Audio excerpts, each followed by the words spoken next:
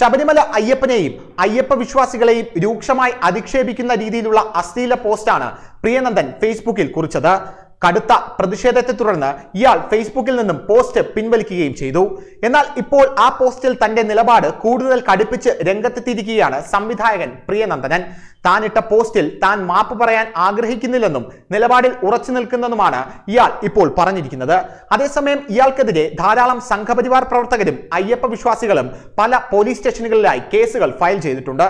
വിവാദ ഫേസ്ബുക്ക് പോസ്റ്റിനെ കുറിച്ച് നിലപാട് വ്യക്തമാക്കി സംവിധായകൻ പ്രിയനന്ദനൻ. മാപ്പ് പറയില്ലെന്ന് പ്രിയനന്ദനൻ വ്യക്തമാക്കി.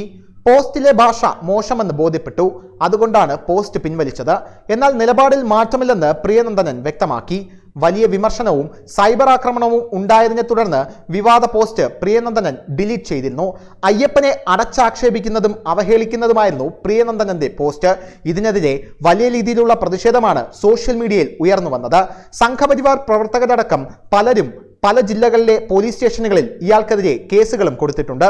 തുടർന്ന് താൻ വീട്ടിൽ തന്നെയുണ്ടെന്നും കൊല്ലാനാണെങ്കിലും വരാനെന്നും ഒളിച്ചിരിക്കില്ല എന്നും മറ്റൊരു പോസ്റ്റും പ്രിയനന്ദനൻ ഫേസ്ബുക്കിൽ എഴുതിയിരുന്നു. സ്ത്രീകളെയും അയ്യപ്പ വിശ്വാസികളെയും അപമാനിക്കുന്നതാണ് പ്രിയനന്ദനന്റെ പോസ്റ്റ് എന്ന നിലപാടുമായി ബി ഗോപാലകൃഷ്ണൻ അടക്കമുള്ള BJP നേതാക്കൾ കഴിഞ്ഞ ദിവസം പ്രസ്താവനകൾ നടത്തിയിരുന്നു. പ്രിയനന്ദനന്റെ ഫേസ്ബുക്ക് പോസ്റ്റിനെതിരെ അതിരൂക്ഷമായ വിമർശനമാണ് ഭക്തജന സമൂഹത്തിൽ നിന്നും ഉയരുന്നത്. പോസ്റ്റിനെതിരെ നിയമ നടപടി സ്വീകരിക്കാനാണ് BJPയുടെ തീരുമാനം. News desk Malayalam express.